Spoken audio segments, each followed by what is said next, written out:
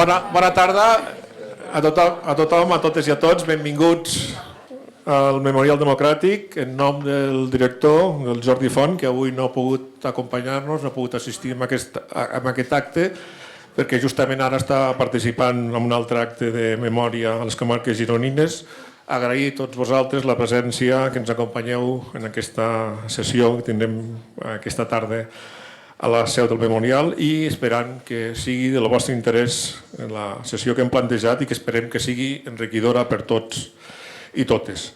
Com ja s'ha anunciat, el format de l'acte consistirà en una conferència de diàleg entre tres descendents de persones que van tenir protagonisme en la perpetració de crims contra la humanitat i la moderadora d'aquest acte, la Mireia.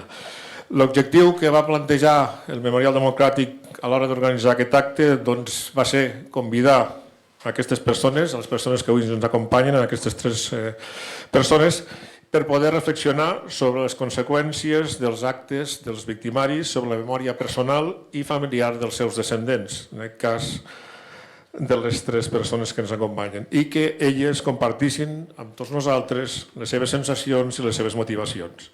Comptem avui amb tres descendents d'aquests perpetradors, procedents de tres països diferents, amb tres realitats diferents, però protagonistes dels seus avantpassats de fets similars. Actes esdevinguts a l'Alemanya nazi, a l'Espanya franquista i al Xile d'Augusto Pinochet.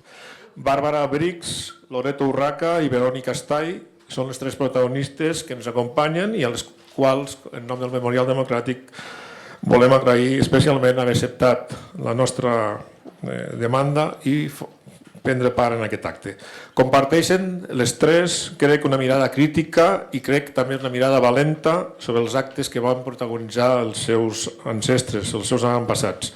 A més, d'una mirada, potser en alguns casos traumàtica, que gestionen, avui he tingut l'oportunitat de parlar amb elles, a través de la paraula, el diàleg i el reconeixement al patiment que van patir les víctimes del seu pare.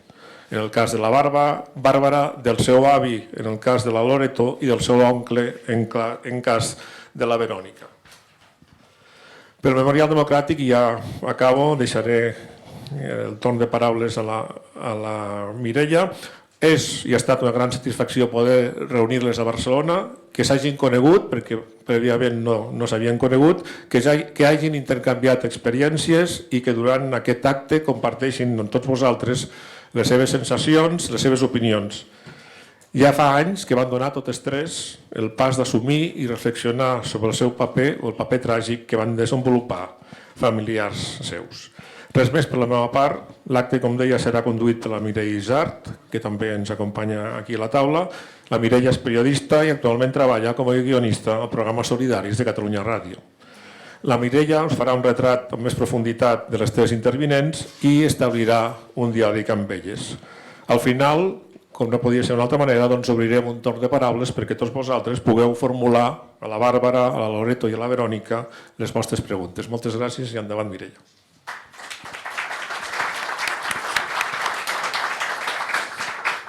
Bé, moltes gràcies a tots i totes per ser aquí. Fa goig veure una sala tan plena per parlar d'un tema com aquest, que no és fàcil. Gràcies Josep Calvet, cap de l'àrea de continguts, educació i projectes del Memorial, i gràcies al Memorial per confiar-me la moderació d'aquest acte.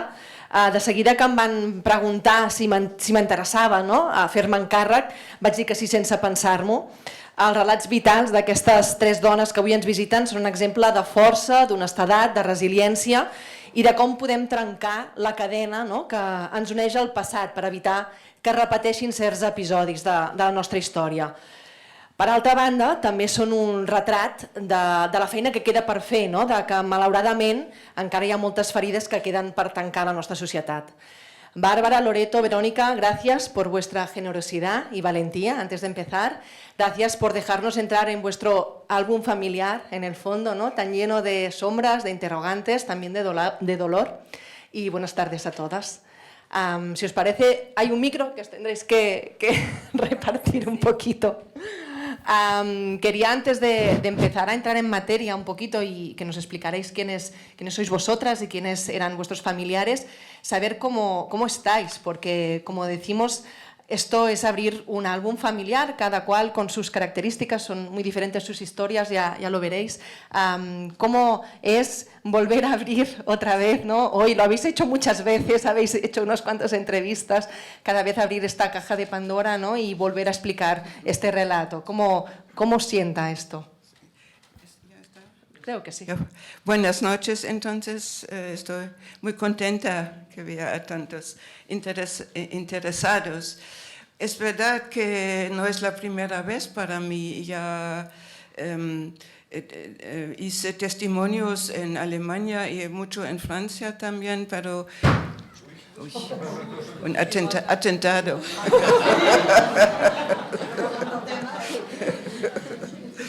Pero nunca alguien me preguntó antes cómo me siento, entonces aprovecho la situación diciendo que, sin embargo, cada vez me cuesta, porque tengo que hablar de mis más íntimos pensamientos y emociones y nunca se sabe cómo será la reacción del público al final, ¿no? Pero bueno, estoy convencida de que sea necesario hacer esto, entonces me siento bien. Muy bien. Ella es Verónica, Loreto. Bueno, me pasa lo mismo que a Bárbara. En realidad, para mí la toma de la palabra ha sido un proceso. Las primeras veces era terrible. El corazón se me iba a salir por la boca, temblaba, no podía tomar agua porque me temblaba la mano. Bueno, y está también el hecho de enfrentarse a algo que es muy íntimo, muy personal, pero también en el horizonte de una reivindicación colectiva y política. Y creo que eso es lo que siempre, por lo menos a mí, logra impulsarme para tomar la palabra. Así que, bueno, siempre hay nervios, siempre está esta impresión de sentirse muy frágil, pero colectivamente uno sabe que tiene a personas al lado y atrás. Bueno, buena tarde. Muchas gracias a todos por venir.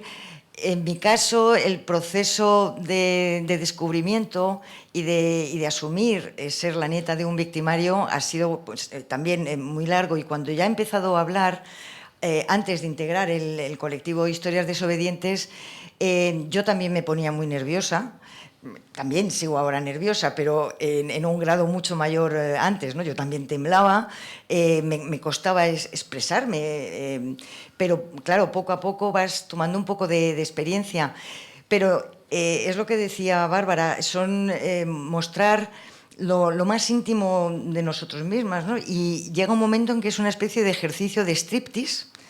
Porque, sí, como salir del armario, ¿no? Cada vez. No solo salir del armario, sino realmente desnudarte, porque llegas a contar una serie de intimidades que claro, es curioso que se pueda contar en público, pero a la vez es beneficioso para nosotras mismas, es bastante reparador. En el momento en que ya lo hacemos en grupo, a mí me resulta bastante más fácil. En el momento en que ves que no eres un ejemplar único y que compartimos tantos sentimientos, pues yo creo que nos ayuda. A mí por lo menos me ayuda mucho. Pues si os parece entramos en materia. Bárbara, no sé, ¿quieres empezar tú a explicarnos quién era tu padre? Bueno, yo conocí a mi padre solo a los 6 años.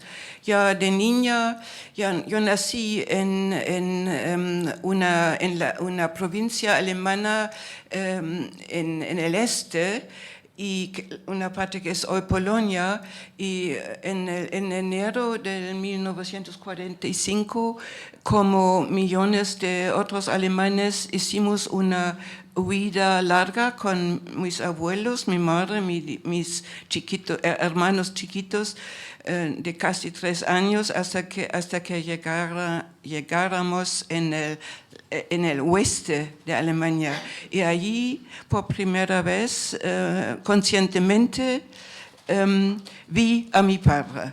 Él, un hombre muy, muy delgado, muy serio, en una silla con ruedas, y mi mamá dijo: mira, este es tu padre, y ya se fue.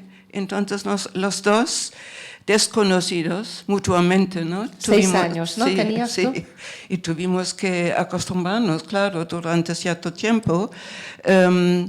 Mi padre volvió de la captividad americana después de la guerra en el 1947, pero después crecí con mis hermanos, mis padres, en esta pequeña ciudad en el oeste de Alemania y éramos una familia buena, se podría decir. Yo quería mucho a mi padre porque era una personalidad tal vez un poco seria, pero con mucho humor.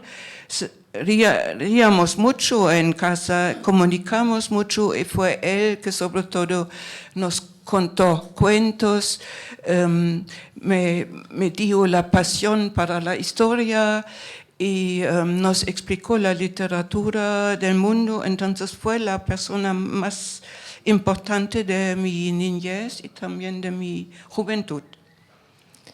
Una persona que te marcó mucho, ¿no? Verónica, en tu caso, ¿quién era tu tío? Bueno, mi tío Miguel Estay, que tenemos el mismo apellido, eso también es importante. No es un apellido muy común en Chile, o por lo menos está bastante estigmatizado en los medios politizados.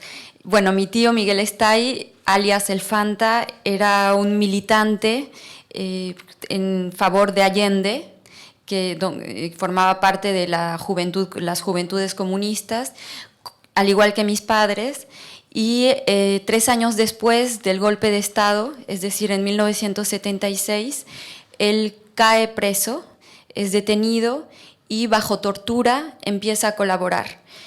Paralelamente, mis padres también cayeron presos, fueron torturados y salieron al exilio a Chile tras ser liberados. Pero el Fanta, el hermano de mi papá, siguió colaborando y empezó a sentirse plenamente identificado con la ideología de sus captores y de sus torturadores, hasta el punto en que 10 años después, en 1985, participó en un crimen muy emblemático en Chile que se llama el caso Degollados, que consistió justamente en el degollamiento de 3 militantes comunistas que, por cierto, habían sido sus compañeros, y él entregó el cuchillo y participó en el operativo. Y por eso fue condenado a cadena perpetua por crímenes de lesa humanidad. Así que en mi caso tengo esta doble, filiación un poco esquizoide. ¿Esta información tú la supiste desde niña? Perdona, Loreto. Sí, siempre la supe. Nunca se me ocultó nada y yo crecí con este relato que ni siquiera recuerdo la primera vez que mi mamá nos lo transmitió, porque ella asumía la transmisión de esta memoria. No es algo de lo que se hablaba muy frecuentemente en la casa, pero yo siempre lo supe. Solo fue más tarde que pude tomar plena conciencia de lo que eso significaba, pero no fue un descubrimiento. Loreto, ¿quién era tu abuelo? Yo soy la nieta de Pedro Urraca Rendueles, alias el cazador de rojos, y se llama así porque era un policía del régimen franquista que a partir de noviembre de 1939 empieza a trabajar en la embajada española en Francia, y su cometido era el perseguir a todas las personalidades políticas de la República, desde el presidente de la República hasta sindicalistas, con el objetivo de capturarles y devolverles a España, y algunos de ellos, como el presidente de la Generalitat, Luis Companys, pues fueron ejecutados en España tras su vuelta. Menciona a Luis Companys porque estamos en Cataluña, pero hay otras personalidades también, como Julián Zugazagoitia, Juan Cruz Salido, John Peiró, por ejemplo, también, y luego otras personalidades que fueron perseguidas y que por diferentes circunstancias no llegaron a devolver a España, pero algunas fueron ejecutadas. ¿Tú qué relación tenías con tu abuelo? Bueno, efectivamente, biológicamente es mi abuelo. Yo he tenido la fortuna de conocerle apenas en mi juventud. Cuando yo cumplí 18 años es cuando le conozco. Le trato unos pocos años antes de que él entre en coma y termine muriendo en el 89. Pero en aquellos años, para mí lo único que tenía que ser un fascista, un miembro, digamos, del régimen franquista. Yo no sabía que él era policía en aquel momento, simplemente lo que supe en aquellos años es que trabajaba en la embajada española en Bélgica. Toda la parte anterior en Francia la desconocía, y su auténtico puesto de trabajo de policía también lo desconocía. Entonces, yo lo único que me podía imaginar es que era un funcionario gris del régimen franquista, puesto que si estaba en el mismo destino no podía ser un diplomático como tal. Y claro, en los años de mi juventud, del final de la transición, ese Madrid de la movida, del alcalde Tierno Galván, en donde en España lo que se aspiraba era pues a superar ese franquismo, el conseguir integrar la Unión Europea, el salir un poco de aquello de España en vías de desarrollo. Entonces, el pasado no interesaba a nadie y a mí tampoco me interesaba, con lo cual él murió. Yo no supe nada, no quise tampoco preguntarle nunca nada concreto, y solamente en 2008, cuando aparece en El País un artículo en donde se reseña una tesis doctoral de Jordi Guixé, que es de la Universidad de Barcelona y de la Sorbona de París, en ese artículo reseñando aquella tesis es en donde descubro realmente su papel de policía y su papel de represor. Y ese fue para mí pues un jarro de agua fría que me removió, digamos, incluso la propia identidad, y me generó un sentimiento de vergüenza inmenso. Pero la relación fue en realidad nula. Como ella, el apellido, ¿no? También lo llevas y es un apellido muy sonoro, ¿no? Al final, en ese momento, supongo que hay una crisis casi de identidad, ¿no? Claro, el apellido marca, porque Urraca es un apellido que es ridículo, que tiene unas connotaciones realmente negativas, es sonoro y es fácil de recordar. Y claro, yo desde el primer momento, en cuando salió el artículo, intuí que iba a ser muy fácil que cualquier persona estableciera el vínculo filiatorio, que existe, pero que estableciera también el vínculo afectivo. Lo lógico es pensar que los nietos se crían con los padres, con los abuelos, y entonces que hay esa transmisión de valores, y que en mi caso afortunadamente no los hubo, pero claro, es lógico pensar que puede pasar. Bárbara, nos habíamos quedado a medias de tu historia. Sabíamos la relación con tu padre y el padre que tú conocías, ¿no? Toda tu infancia y toda tu edad adulta, porque al final tú supiste la cara B de tu padre cuando eras muy grande ya. ¿Cómo llegó esta noticia? Tú además, esto no lo hemos dicho, profesora de historia toda la vida, también en institutos. O sea que la historia para ti era una materia muy vivida, ¿no? ¿Cuándo supiste la otra cara de tu padre? Bueno, muy tarde. Mi padre murió, él era médico y murió en el 1980 ya, y hasta que no hablamos mucho de su recorrido de guerra, ¿no? Casi nunca fue de verdad un tema de comunicación en la familia, ¿no? ¿Por qué no preguntabas? ¿O había como un tabú ahí encima de la mesa? Vosotros sabéis todos que durante como 20 años después de la derrota de los nacionalsocialistas hubo como un silencio, pero de plomo en toda Alemania, ¿no?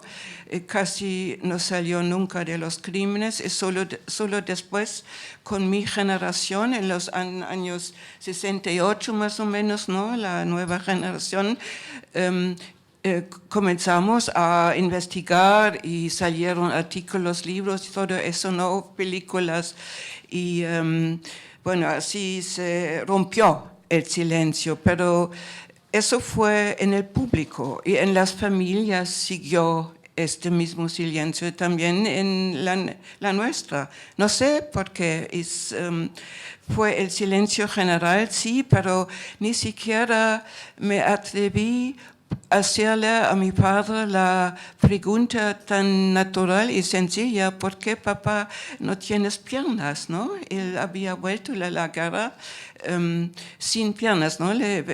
Había estado médico en el desembarco de los aliados en Normandía, y él, médico de una división SS en Normandía, fue herido gravemente en su hospital y retirándose le habían entonces amputado las piernas, pero nunca le hice ni siquiera esta pregunta tan natural, y menos todavía entonces preguntas más graves, ¿no? Y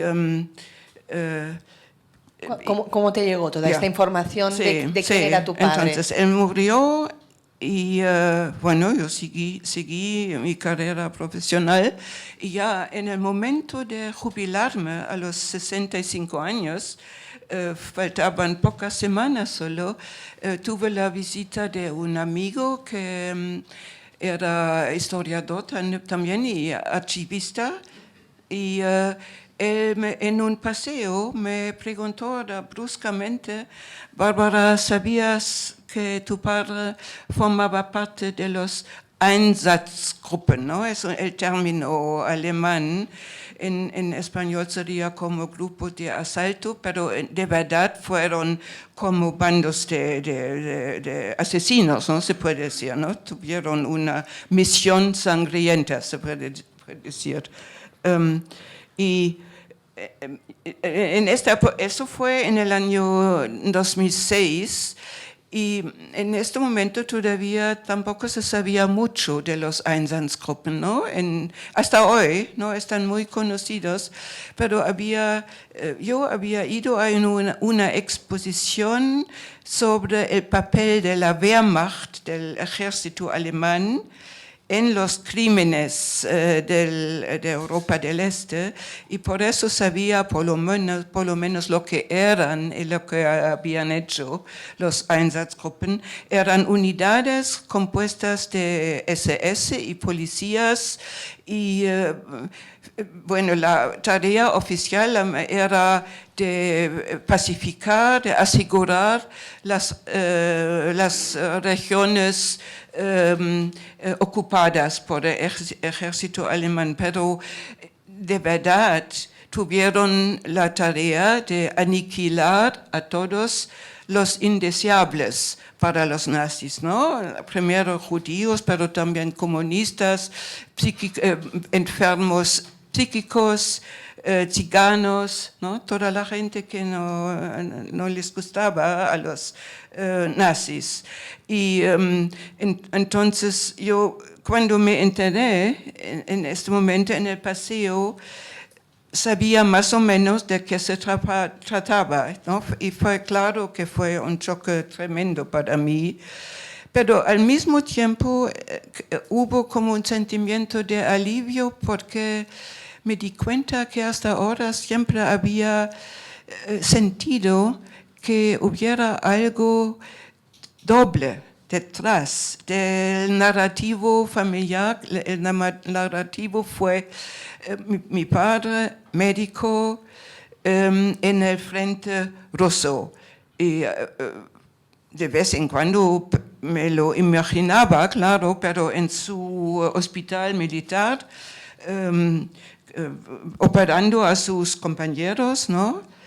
Pero sentí al mismo tiempo que del frente ruso, y como no se decía más, tuve el sentimiento que hubo algo falso también en esto. Y esto entendí al mismo tiempo, ¿no? El choque y el alivio. Y eso por eso fue más fácil para mí de empezar enseguida a investigar. En estos momentos, no sé, todas, como habéis visto, tienen trayectorias muy diferentes. En los inicios, ¿qué pesa más? ¿La vergüenza, la culpa, la incredulidad, la soledad? ¿Qué sentimientos predominaban en aquellos inicios de vuestra investigación? ¿A mí? Bueno, eso fue un complejo de diferentes reacciones emocionales, ¿no? Y hasta hoy no tengo una actitud definida, digamos, es siempre la misma, ¿no? Es con una mezcla de diferentes emociones, hasta un sentimiento de compasión para una generación la de mi padre que estuvo puesta delante de una decisión tan importante, ¿no? Pero también un sentimiento de rabia porque no me había contado nada. Bueno, es cambiante, ¿no? Este sentido. Hoy, después de investigar y reflexionar tanto, ya me siento más estable, digamos, ¿no? En este sentido. Pero lo que me ayudó mucho fue que al inicio me sentí muy sola, como vosotras también, ¿no? Pero después tuve mucha ayuda, apoyo de parte del memorial del antiguo campo de concentración de Neuengamme, que queda cerca de Hamburgo, mi ciudad, y hasta hoy estoy muy vinculada a este memorial, y ellos son los únicos en Alemania que ofrecen 2 veces al año seminarios para descendientes de perpetradores. Y eso no fue solo una ayuda para los métodos de investigación, sino más importante, el intercambio con otros más. Y cuando me di cuenta que no estoy sola, sino que hubo hasta destinos o vidas más difíciles todavía, eso me apoyó mucho. Vosotras, Verónica, tenéis historias desobedientes, de hecho las dos. Tú en España, tú en Chile. ¿Nos podéis contar un poquito qué son estos grupos? Sí, vinculando lo que decía Bárbara de todos los sentimientos que nos atraviesan, que en principio tienden a aislarnos, porque la vergüenza, la culpa, es cierto que el hecho de encontrar a personas que comparten esa condición es sumamente reparador. Y bueno, en mi caso me sumé poco después de su fundación al colectivo Historias Desobedientes, Familiares de Genocidas por la Memoria, la Verdad y la Justicia. Es un colectivo que surgió en Argentina en 2017 y nos al principio éramos solo 2 chilenos y al poco tiempo, bueno, yo me sumé, yo dije vengo a dar una mano, pero yo nunca voy a hablar públicamente, nunca voy a tomar el micrófono, nunca voy a contar mi historia, aquí. En todo caso empezamos a trabajar juntos y como al año siguiente surgieron 6 desobedientes chilenos, así que decidimos fundar el brazo chileno del colectivo. Y después nos contactaron 2 desobedientes de Uruguay, y después de Paraguay, y después de El Salvador, después nos encontramos con Loreto en España, así que bueno, actualmente es un movimiento internacional.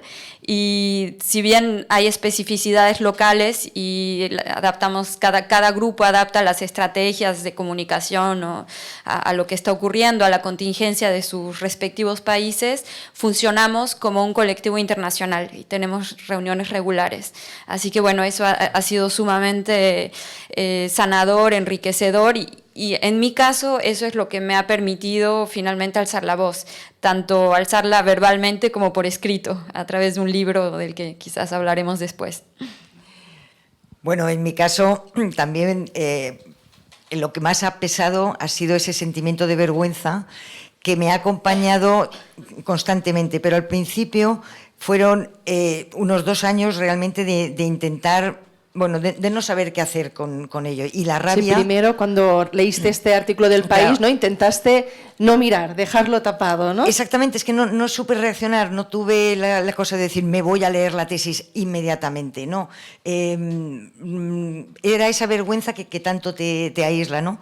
Solamente cuando Gemma Aguilera, una periodista, me pidió un reportaje, una contribución para un reportaje y que diera mi testimonio sobre Pedro Urraca, fue cuando ya sentí esa necesidad de saber realmente quién era Pedro Urraca. Pero lo que pesaba más era ese sentimiento de vergüenza, de rabia, luego la soledad y un poco como en el caso de Bárbara, cuando conoces a otros descendientes de victimarios, de pronto descubres que ahí está tu auténtica familia. A mí me pasó en el caso con Historias desobedientes. A miles de kilómetros hay personas que están atravesando por ese mismo proceso de dolor, de vergüenza y de rabia y de decir, ¿y ahora yo qué hago con esto? ¿Qué utilidad le doy a este legado tan negativo? Y de intentar transformarlo en algo positivo. Entonces, por eso me siento tan identificada con el colectivo, a pesar de las diferencias de las situaciones políticas en los países, pero nuestros sentimientos los tenemos en común realmente. No hay muchos por eso, ¿no? O sea, hay grupos, pero no salen muchos descendientes de victimarios a hablar y muchas sois mujeres. ¿Por qué creéis, que conteste quien quiera, que cuesta dar este paso? Si es que la vergüenza pesa, el silencio aún impuesto, las heridas, no sé, mil cosas, ¿no? O hasta que haya descendientes que estén de acuerdo, a lo mejor, con los valores de su familiar, ¿no? Pero, ¿por qué cuesta dar este paso y por qué creéis que quien decide ahondar en la historia familiar son mujeres, sobre todo? Doy mis hipótesis y tengo algunas hipótesis. Bueno, en el colectivo siempre decimos que la cantidad de desobedientes que hay en cada país es un indicador del estado de salud de la memoria en ese país. En Argentina han llegado a ser alrededor de 100. En Chile somos 15. En Uruguay son 10. En Paraguay son 3. En España hay 1. Entonces, creo que podemos sacar conclusiones. ¿Y por qué es tan difícil? Yo creo que depende mucho del trabajo de memoria que se ha llevado a cabo como una política de Estado. En Argentina el trabajo de memoria ha sido muy importante, a pesar de lo que está pasando hoy en estos momentos en el gobierno argentino, pero ha sido un trabajo constante, primero impulsado por las agrupaciones, las madres de la Plaza de Mayo, pero que logró transformarse en una política de Estado. En Chile el trabajo dista bastante del de Argentina. Ha habido algunas resoluciones, algunas condenas, como es el caso de mi tío, pero muchos otros criminales y de mucho más alto grado que él quedaron impunes o tuvieron libertad condicional. Entonces yo creo que es el acompañamiento de toda una sociedad lo que hace posible que surjan más o menos desobedientes. ¿Y por qué somos tantas mujeres? Bueno, muchos sociólogos, historiadores se han planteado la pregunta y hay varios artículos que circulan al respecto. Y una posible respuesta es porque el mandato de reproducción del esquema familiar en general recae primero sobre los varones, sobre todo en las familias militares. Entonces son las mujeres las que padecen ese sistema y tienen un cierto margen de libertad de pensamiento y de acción, a diferencia de sus hermanos varones. Pero yo tengo una hipótesis más bien estructural, es decir, que yo creo que tanto en el feminismo como en la desobediencia se trata de hacer político lo íntimo, de hacer público lo privado, los abusos en la familia, el aborto, la violencia y en el caso de los desobedientes todo un mecanismo de funcionamiento intrafamiliar de un padre que era represor, que puede haber sido un buen padre, pero se trata en todo caso de sacar los trapitos al sol y eso lo hace tanto el feminismo como las desobedientes y los desobedientes varones que se animan a sumarse. Sí, eso me convence. ¿Te convence? Bueno, validada entonces la hipótesis. Porque, por ejemplo, mirando a mi hermano, que está en contra de lo que estoy haciendo, es que sus argumentos son eso no se hace.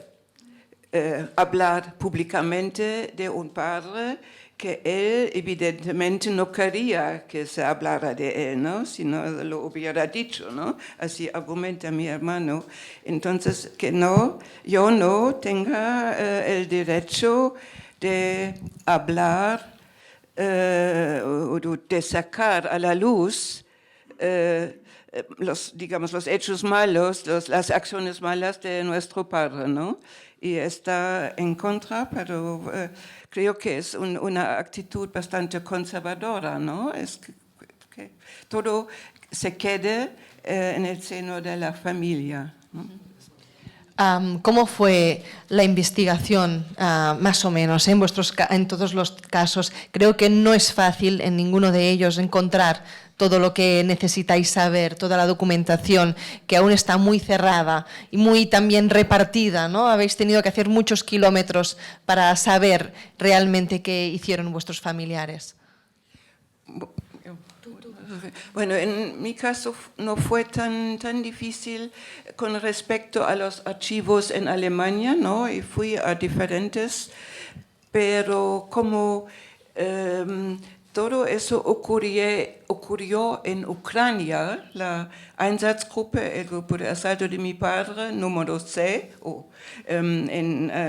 operaba en Ucrania y ahí fracasé con mis esfuerzos y al final ya fui 2 veces a Ucrania y también hice el recorrido de la unidad de mi padre por el país y también hablé con historiadores, pero escribí al archivo del Estado de Kiev, pero no me contestaron. Pero hace como 2 años encargué a un historiador alemán que habla ruso que lo haga en mi lugar, pero con la guerra en Ucrania y además un archivo bastante conocido, posiblemente también con documentos con respecto a mi padre, fue destruido totalmente al inicio de la guerra.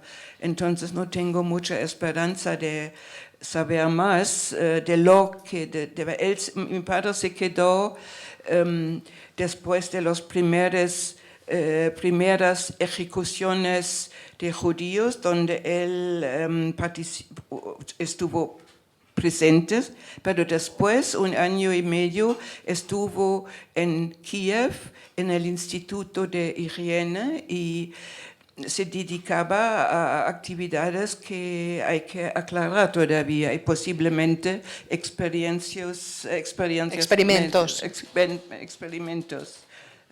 medicales, sí. Médicos, sí. Pero esto no has podido saber exactamente, ¿no? Vosotras, en vuestros casos, ¿la investigación ha sido complicada, larga? En mi caso, larga, sí, larga y complicada, los dos en realidad, pero bueno, tuve que mandar a traer libros de Chile que ya no se encontraban, que alguien los fotocopiara en una biblioteca perdida. Y no encontré nada radicalmente nuevo para mí, pero sí lo difícil y complejo fue tomar plena conciencia de la magnitud del crimen y de lo que ese crimen había implicado para todo el país. Fue un hito en la historia de la dictadura.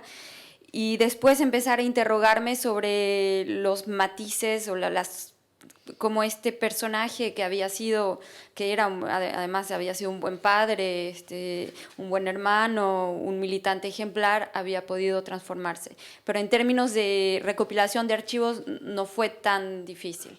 ¿Lo pudiste entender? Porque creo que es la gran pregunta, ¿no? ¿Cómo puede ser que alguien, en tu caso también muy buen padre, por lo que dices, el Fanta también lo era, buen hermano, puede hacer este giro, ¿no? ¿Has podido llegar al final de esta cuestión o quedará, crees, siempre por resolver? Pero además, lo que he logrado entender son los mecanismos que él como otros perpetradores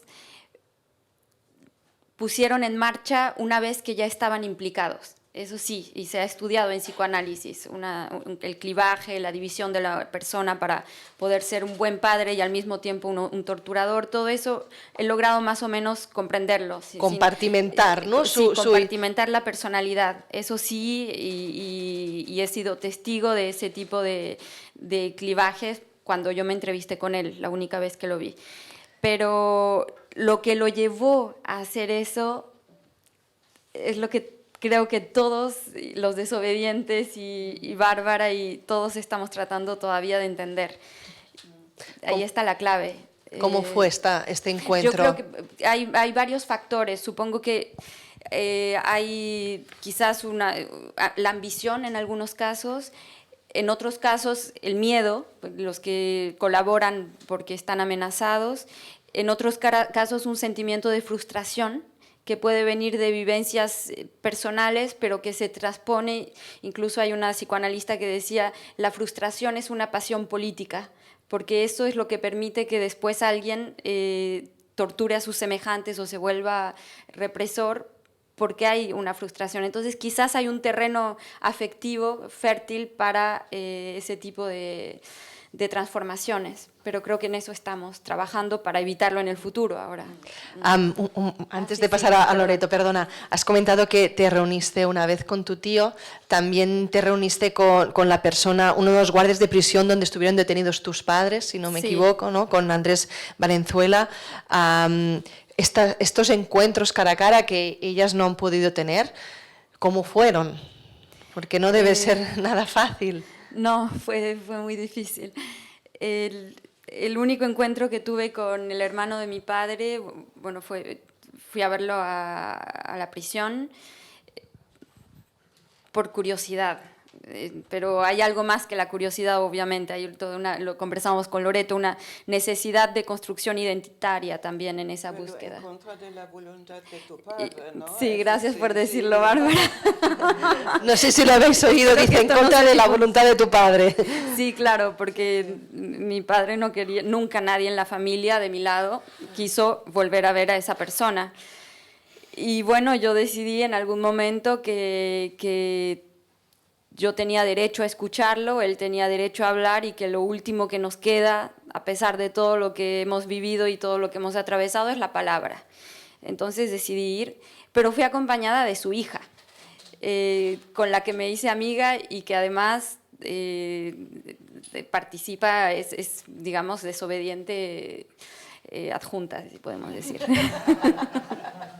Entonces, y bueno, esto no es un secreto porque lo cuento en mi libro, entonces simplemente ahora lo estoy contando verbalmente por primera vez desde esta mañana. Y fui con ella y lo que pude percibir fue en el primer momento lo que yo más temía, encontrarme con el ser humano, no con el monstruo. Y eso yo es lo que más temía y lo había conversado con una sobreviviente que entrevistó a su propio torturador y le dije, lo que más temo es entrar en empatía con él, porque si entro en empatía con él es como me pongo en su lugar, y si no tengo empatía hacia él, los únicos que están desprovistos de toda empatía son los torturadores, y por lo tanto también me pongo en su lugar. Entonces ella me dijo, es una paradoja que no tiene solución. La respuesta es que cada quien tiene que encontrar su propia respuesta y uno no traiciona por lo que siente. Entonces fui armada con eso, armada también con mis ideales, porque bueno, yo crecí en una familia de izquierda, qué sé yo, y a lo primero que me vi confrontada fue a un tío que me abría los brazos y que con lágrimas en los ojos me decía, estoy tan contento de conocerte. Y yo, no, por favor, que no esté contento, que ponga una cara odiosa, que no sé. Y eso fue lo más difícil. Y bueno, yo me había propuesto ser muy fría, lo cual me cuesta, y ser poco amable, lo cual también me cuesta porque me educaron los jesuitas, entonces siempre trato de corresponder un poco a lo que esperan los demás. Entonces fui sumamente fría y decidí hacerle todas las preguntas que tenía de manera bastante cortante, y él respondía, y ahí vi cómo pasaba del tío afectuoso, conmovido, humano, a una persona fría que describía su participación como algo totalmente ajeno a él. Le pregunté si sentía remordimiento, le pregunté si se arrepentía de algo, me dice sí, y yo, qué bueno, y dice, me arrepiento de haberme metido en política. Entonces, bueno, en ningún momento logré pasar esa barrera que yo creo que es un mecanismo de sobrevivencia de los perpetradores, porque por lo que he leído y por lo que pude constatar, si se dan cuenta, si toman conciencia de lo que han hecho y se arrepienten o piden perdón, se desmoronan. Entonces, esa fue mi experiencia con él. Loreto, tu investigación sí que fue complicada, ¿no? Bueno, yo tuve la suerte de tener la tesis. Exactamente, la auténtica investigación ya la había hecho Jordi Guisé. Yo afortunadamente pude leer su tesis, extraer qué documentos de archivo me interesaban más y a partir de ahí empezar, bueno, yo lo llamo mi propia investigación, pero no era nada más que ir a cotejar con las auténticas fuentes lo que él decía en la tesis. Yo es que, a pesar de, primero el artículo del periódico, luego la tesis, pero me seguía costando aceptar que todas esas cosas, acusaciones que se decían de Pedro Urraca eran ciertas. O sea, necesitaba realmente verlo. Pruebas, ¿no? Pero leer las pruebas como tal, ¿no? Los documentos. Sí ha sido larga porque los archivos están desperdigados, los que consultó pues estaban tanto en Francia como en España, en diferentes ciudades, y claro, me ha costado tiempo, pero he tenido la facilidad de que el camino ya estaba abierto. Luego sí es verdad que he ido encontrando otras fuentes de archivo que él no había consultado en su momento, no sé si por interés de lo que era el tema de su propia tesis, o que en aquel momento a lo mejor no estaban abiertos al público, que también puede ocurrir, pero el inicio de la investigación para mí ha sido mucho más fácil. Otra cosa es la facilidad que luego dan los archivos para consultas, ¿no? Cuestión de horarios, cuestión de no poder entrar con cámaras fotográficas o con móviles. En la época aquella entrabas con una hoja en blanco que te daban ellos y un lápiz. Eso es terrible para cualquier investigador, pero la lista de documentos yo ya la tenía. Todo este proceso te llevó hasta reunirte con descendientes de Lluís Companys, ya que estamos aquí también. ¿Cómo fue este encuentro? Sí, para mí fue muy emotivo y reparador también. Fue un poco por sorpresa. Yo reconozco que en ningún momento me planteé la posibilidad pensaba que no quedaría nadie en España, que estaba un poco como inalcanzables, ¿no? Entonces, cuando surgió la oportunidad, pues claro que sí, para mí fue sobre todo emotivo, para mí fue emotivo. Vosotras dos también os habéis reunido con descendientes de víctimas. No sé si también ha sido reparador, como ella, ¿cómo lo vivís? Sí, para mí fue un momento decisivo. En el 2016 fue que me invitó el memorial del campo de concentración de Neuengamme y con otro compañero cuyo padre también había sido miembro de otra unidad de los Einsatzgruppen. Entonces los dos nos entrevistaron en el memorial mismo, pero el auditorio fueron todos ancianos del campo de concentración, entonces, y sus familias, ¿no? Un público muy especial, y me acuerdo muy bien de este día que después de terminar la entrevista, digamos, se produjo un silencio en el aula y yo me esperaba a todo, a cada reacción posible, ¿no? Y yo me acuerdo muy bien el miedo que tuve, la nerviosidad y de verdad un silencio bastante largo y entonces se levantó un señor de mi edad más o menos que yo conocía casi, ¿no? Jean-Michel Gousseau, un francés cuyo padre había sido asesinado en este mismo campo de concentración de Neuengamme. Y entonces Jean-Michel Gousseau se levantó y dijo que por primera vez él se daba cuenta que también los descendientes de los perpetradores tienen como un peso, o un fardeau en francés, es un peso. Sí, mochila se dice. Y que están sufriendo de otra manera, claro, que ellos, pero que él, entonces, el francés, hijo de una víctima, que como él no es héroe porque su padre lo era, lo miro que tampoco nosotros dos somos culpables porque nuestros padres lo eran, ¿no? Y después dijo, veo, al contrario, veo como una base común que podríamos trabajar juntos para una memoria histórica en nuestros países, ¿no? Y la reacción hasta hoy, eso me emociona mucho porque en este momento tuvo un sentimiento de un alivio tan grande que solo ahí me di cuenta que hasta entonces me había sentido culpable, totalmente irracional, ¿no? Claro, pero así fue. Y este gesto generoso de parte de Jean-Michel Gousseau me liberó de este sentimiento de culpabilidad. Y nos hicimos amigos y al año siguiente vino otra compañera francesa de Jean-Michel Gousseau, Yvonne Cossu,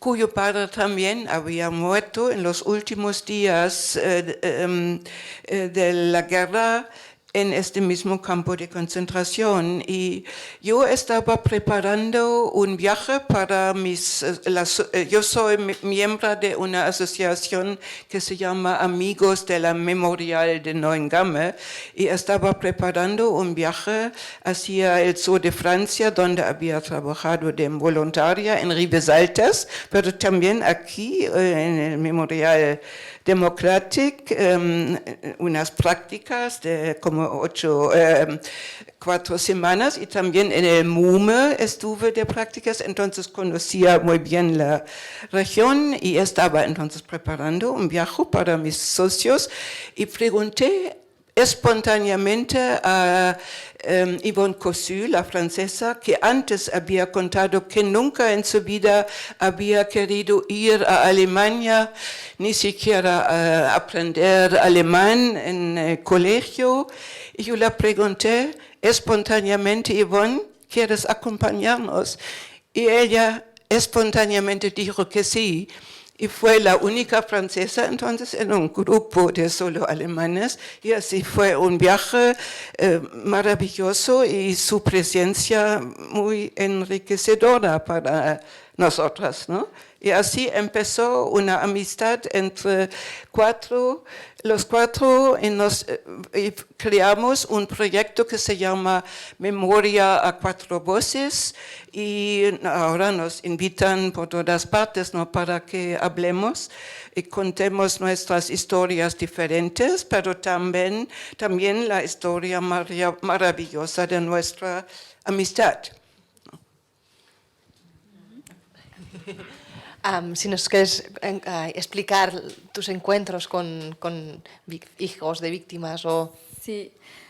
Bueno, yo misma soy hija de víctima, pero digamos que como sobrina, tuve encuentros que me marcaron también profundamente.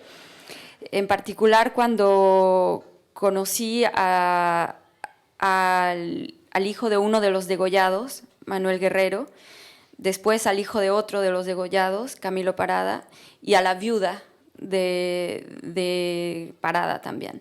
Y tengo como imágenes de esos encuentros, y por ejemplo con Manuel Guerrero, era para un conversatorio, era una mesa redonda sobre el negacionismo, una cosa académica, pero era lo de menos, el tema.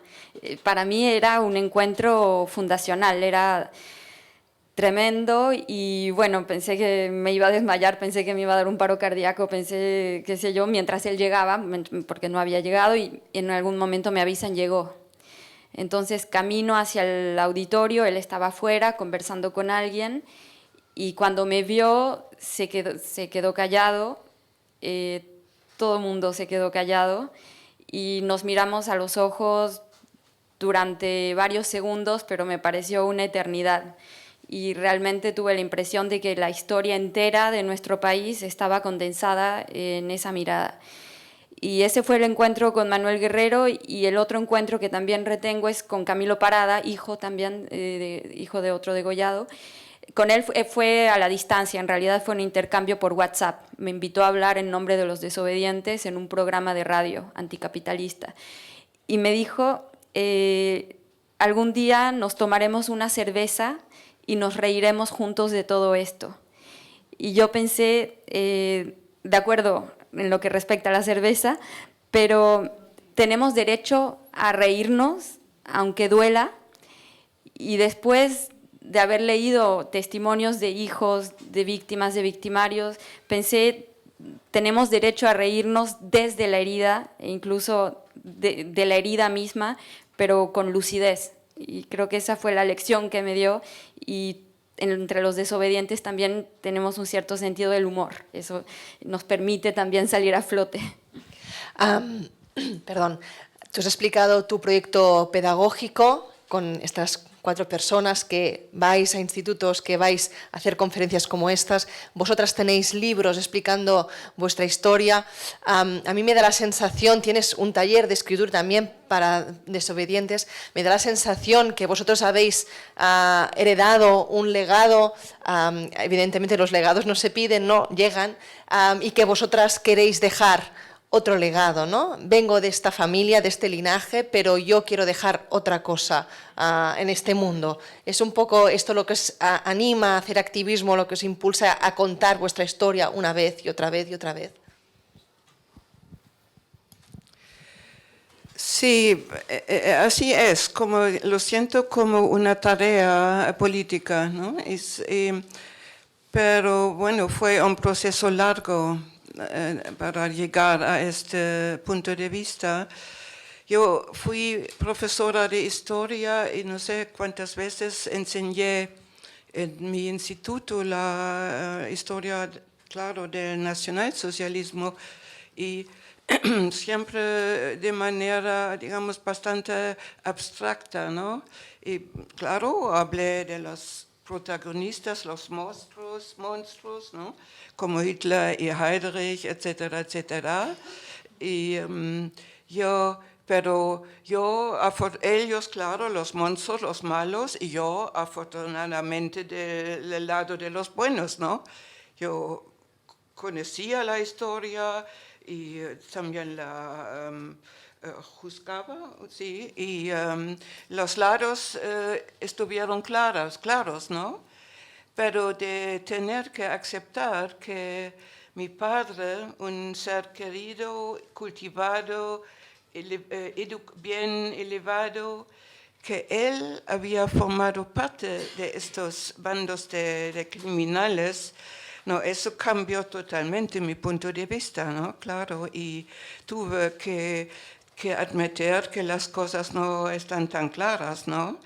Y eso, hoy, después de tanta reflexión, estoy convencida de cada ser humano, yo, pero también tú y vosotros, que tenemos la posibilidad del malo y de caer en esta trampa, lo tenemos dentro de nosotros, ¿no? Y que no separar el mundo en los malos y los buenos no sirve para nada, ¿no? Y que hay que estudiar, analizar la situación, el contexto, las condiciones en las que están creciendo estas tendencias de la extrema derecha, pero también hay que analizar a sí mismo, ¿no? Y ver en sí mismo estas tendencias de discriminación de seres humanos cercanos, ¿no? Y bueno, eso trato de explicar a los jóvenes, ¿no? Eso es lo más importante, ser autocrítico también y de entender que el malo del régimen nacionalsocialista fue que no hubo hasta que fue como celebrado el no respeto del ser humano cercano, ¿no? Que para mí es, digamos, lo esencial de la ideología nacionalsocialista, que hubo como una jerarquía de valores y también de hombres, ¿no? Y hubo los que se sentían mejores, más inteligentes, más nobles que los demás. Y bueno, sí, creo que entienden, ¿no? La misma pregunta, sí. Un momento, que quería decir los títulos de vuestros libros, ya que los hemos mencionado. Loreto, su libro se llama Entre hienas y el tuyo es Resaca de la memoria. ¿Por qué, no? Esta voluntad de explicar la historia, de dejarla escrita y también de contarla delante de la gente. Bueno, en el colectivo, en Historias Desobedientes, la palabra ha sido fundamental en el proceso tanto personal como político del grupo. Y bueno, la palabra es a la vez lo más íntimo y lo más político que existe. La palabra es un instrumento que tiene esa doble faceta, ¿no? Y desde el principio el colectivo, los compañeros y compañeras tuvieron necesidad, incluso antes de que yo llegara, ya había una recopilación de textos que se transformaron en lo que sería el primer libro, en cuya edición participé cuando ya estaban reunidos. Después sacamos un segundo libro y después un tercero, y coordiné un taller literario durante 1 año y medio, porque estudié literatura, entonces trabajo esos temas, y la necesidad de poner en palabras era muy grande, y yo creo que eso es algo que amerita reflexionarse, supongo que porque la palabra también da una especie de lucidez, permite tomar distancia de lo que uno siente y al mismo tiempo expresarlo, entonces acercarse y alejarse a la vez, ¿no? Y creo que esa dimensión discursiva es muy importante en el colectivo, tanto como la dimensión autorreflexiva. Es un colectivo que se piensa, un colectivo que se dice y un colectivo que se abre al diálogo con los otros. Bueno, yo en mi caso, lo que me movía a escribir el libro Entre hienas era la intención de divulgar. Cuando yo leo la tesis, no solamente descubro lo que es Pedro Urraca, sino descubro la magnitud de la tragedia del exilio. Una historia que desconocía totalmente, porque en España eso no se enseñaba. Entonces, yo, a la vez que denunciar a Pedro Urraca y todo lo que había hecho en ese libro, lo que quería también era divulgar la historia del exilio y también de la persecución a la resistencia francesa, pero era sobre todo la divulgación.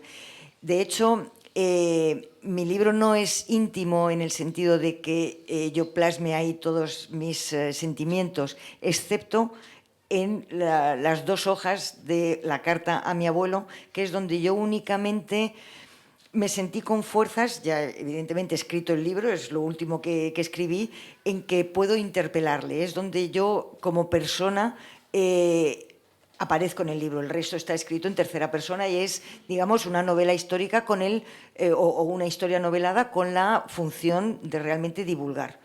En ese sentido sí que no todos los libros son, no es tan íntimo como otras obras de más análisis de la persona. Moltes gràcies a tots per assistir, moltes gràcies al Memorial Democràtic per aquesta iniciativa i gràcies, volia repetir bé els vostres noms, gràcies a Bàrbara Vix, professora d'Història jubilada, activista per la memòria, amb el projecte educatiu La Memòria a Cuatro Voces, gràcies Loreto Urraca, també membre de Històries Desobedientes, autora del llibre Entre Hienes, i gràcies també a Verónica Estay, doctora en Llengua i Literatura Francesa, membre del grup Històries Desobedientes Chile i autora del llibre Resaca la Memòria.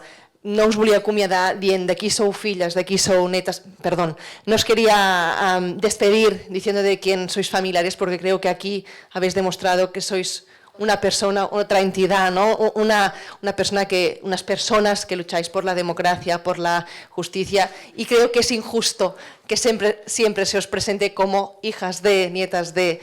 Por lo tanto, gracias por todo y ánimos con la lucha, con la divulgación constante de la historia.